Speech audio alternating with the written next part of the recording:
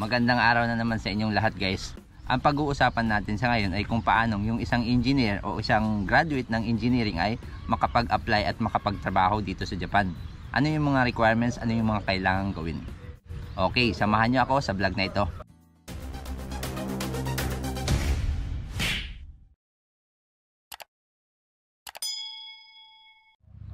Okay guys, kung bago po kayo dito sa channel ko, please consider subscribing at huwag niyong kakalimutan i-click yung bell button para makatanggap kayo ng notification sa mga susunod ko pang mga videos. Ang video na to ay ginawa ko dahil may nag-request sa akin. Request ko lang gawa ka ng video about sa kung paano makakuha ng job sa Japan with mechanical engineer degree dito sa Pilipinas. Okay. So shout out sa iyo, Agbayani Lawrence. Salamat sa iyong comments or request. At salamat na rin sa panonood. Okay guys, yun na nga. Pag-usapan natin kung paano makapagtrabaho dito sa Japan yung engineer o kaya graduate ng engineering. Kahit ano pang engineering yan. Civil, mechanical, electronics o electrical o iba pang mga engineering tulad ng computer engineering. At saka isama na rin natin yung IT or information technology.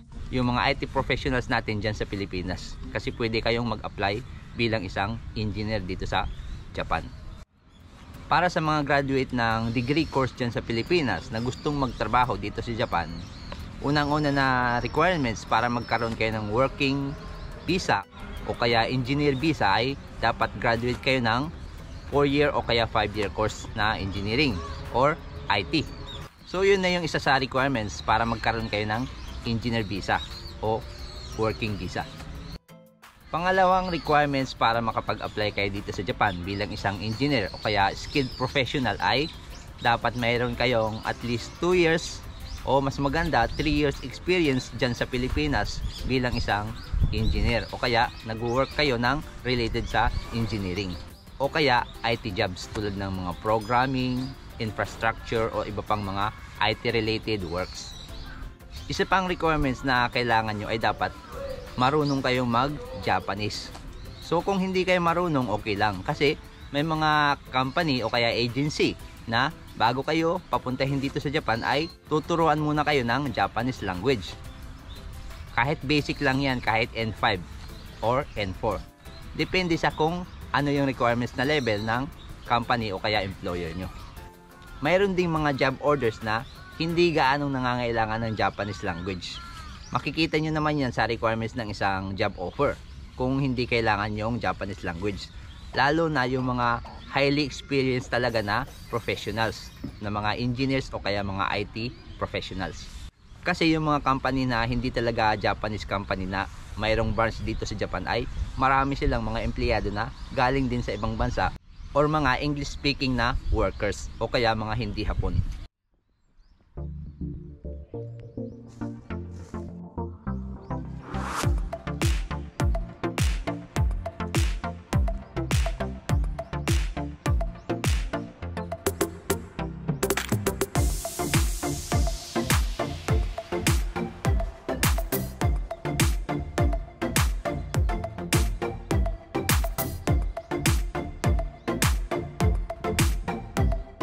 Kung mapapansin nyo guys, nandito ako sa isang public park or tinatawag na Koen dito sa Japan. Maraming mga ganitong lugar dito sa Japan. Nandito ako sa Koen ngayon kasi mayroon akong binabasang libro. Malapit na siyang matapos, nasa chapter 11 na ako. Ito yung binabasa ko ngayon. Stock Smarts, Marvin Germo. So nabasa ko na yung ibang books ni Marvin Germo. Ito na yung pinakabago niyang book. So chapter 11 na ako, malapit ko na siyang matapos. So i-share ko na rin sa inyo na hindi lang vlogging yung hobby natin dito sa Japan, kundi nagbabasa rin tayo ng libro. Tulad ng mga libro na tungkol sa ganitong topic. So yung mga OFW natin kasama dyan ay hindi lang dapat puro trabaho yung ginagawa natin. Dapat mayroon tayong ginagawang isang bagay na pwede tayong matuto, na pwede nating magamit sa buhay natin para matupad yung mga pangarap natin. Okay guys, kung mayroon kayong mga extra time kapag holidays o kaya day off nyo, yung mga OFW natin kasama ay mag-isip kayo ng isang hobby na mayroon kayong mapupulot na aral o kaya mayroon kayong kapaki-pakinabang na paggagamitan sa mga extra time ninyo. Lalo na kapag day off nating mga OFW.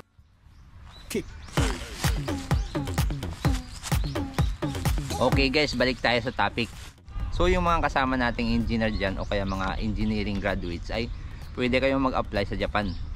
So ang kailangan nyo lang idagdag sa skills nyo ay dapat marunong kayong mag-Japanese, kahit yung basic lang. Pwede kayong mag-study or mag-self-study ng Japanese language kapag mayroon kayong mga extra time. Isang magandang tip na pwede ko sigurong ma-share sa inyo ay yung salitang ganito. Kung tayo ay nagsisikap or nagsisipag para sa trabaho natin or sa company natin, dapat ay mas lalo tayo magsikap or magsipag para sa sarili natin, para sa sarili nating kinabukasan. Anong ibig kong sabihin nun? Kung tayo ay araw-araw nagtatrabaho, pumapasok sa trabaho, nagsisipag para sa goal ng company natin, dapat mas lalo tayo magsikap para sa goals natin, sa personal goals natin, para sa pangarap natin, hindi lang para sa company natin or sa trabaho natin. Para sa improvement ng sarili natin, para sa pangarap natin sa buhay at para sa future natin. So yung mga extra time natin after ng works natin ay gamitin natin. Huwag nating sayangin yung mga extra time natin. Lahat tayo sa tingin ko mayroong extra time. Yun nga lang, karamihan sa atin hindi ginagamit yung extra time na yon at nasasayang lang. Kahit isang oras lang na time yon sa isang araw, malaki na yon. Malaking extra time na yon na pwede nyong magamit sa kapaki-pakinabang na bagay. Pwede kayong mag-aral, pwede kayong mag-self-study kung ano yung gusto nyong matutunan para makadagdag sa inyong skills tulad ng Japanese language.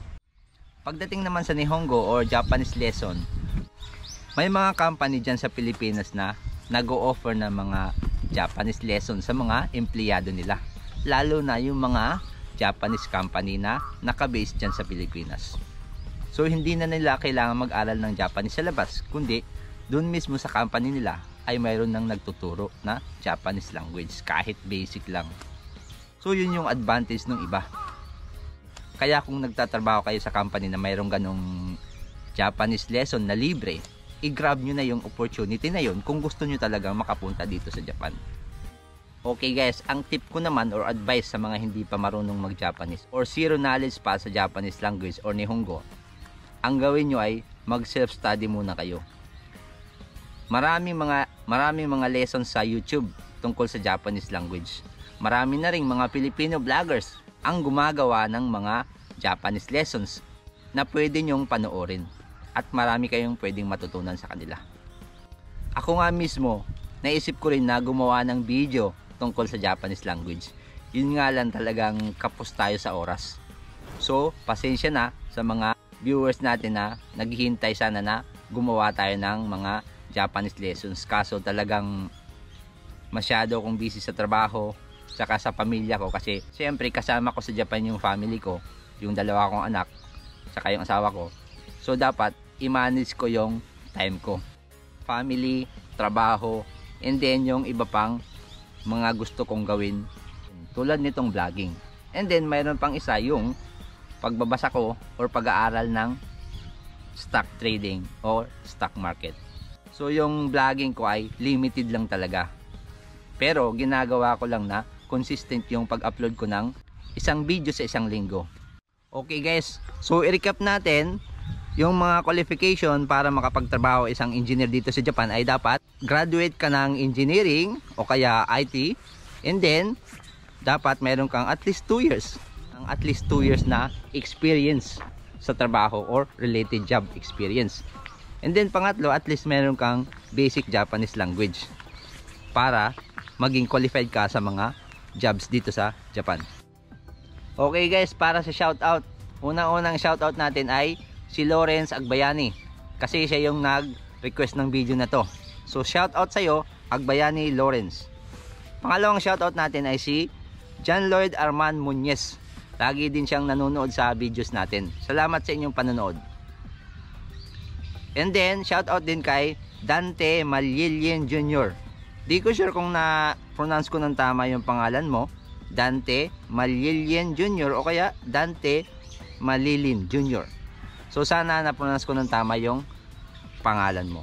So paumanhin kung hindi ko na-pronounce ng tama yung pangalan mo.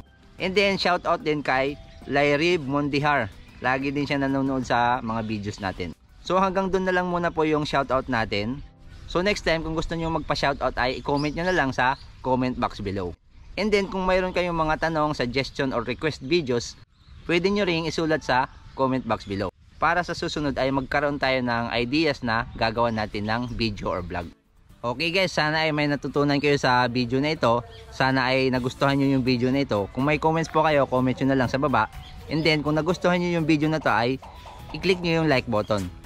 Kung bago po kayo dito sa channel ko, please consider subscribing at huwag nyo kakalimutan i-click yung bell button para makatanggap kayo ng notification sa mga susunod ko pang videos. Okay, hanggang sa muli. Salamat sa panonood guys. Paalam!